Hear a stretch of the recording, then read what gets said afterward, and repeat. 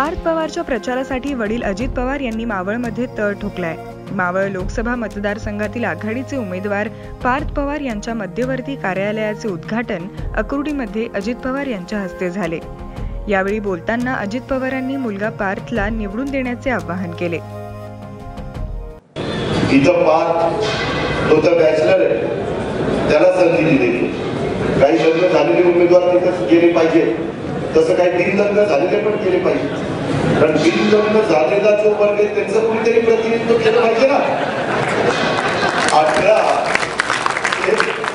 18-30 वयोगटात किंवा त्यांच्या काही समस्या आहेत ना, काय त्यांच्या समस्या आहेत तिथं मांडल्या पाहिजे। गमतीचा भाग सोडून द्या, ही फॅक्ट आहे।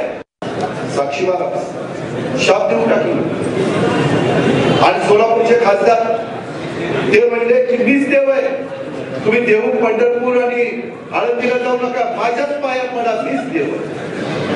हा असे खासदारकीचे उमेदवार सांगताय, दुसरा खासदार असणारा पुन्हा उमेदवार असणारे सांगताय मला मतदान केल्यानंतर मी तुम्हाला शाप। आपण म्हणतो ना, गुणाच्या शापानी गावड्याच्या शापानी पुरमत नसतात। पार्थ पवार अविवाहित आहे, त्याला निवडून द्या।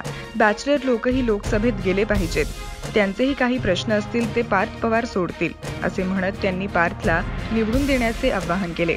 उद्घाटन प्रसंगी त्यांनी केंद्रीय मंत्री स्मृती इराणीसह मावळचे युतीचे उमेदवार श्रीरंग बारणे यांच्यावरही टीका केली।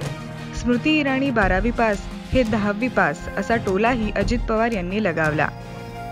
महाराष्ट्रातील चौथ्या आणि शेवटच्या टप्प्यात मावळ मतदारसंघासाठी मतदान होणार आहे। 29 एप्रिल रोजी नंदुरबार, धुळे, दिंडोरी, नाशिक, पालघर, भिवंडी, कल्याण, ठाणे, मावळ, शिरूर, शिर्डी, मुंबई उत्तर, मुंबई उत्तर पश्चिम, मुंबई उत्तर पूर्व, मुंबई उत्तर मध्य, मुंबई दक्षिण मध्य आणि मुंबई दक्षिण या 17 जागांसाठी मतदान होईल।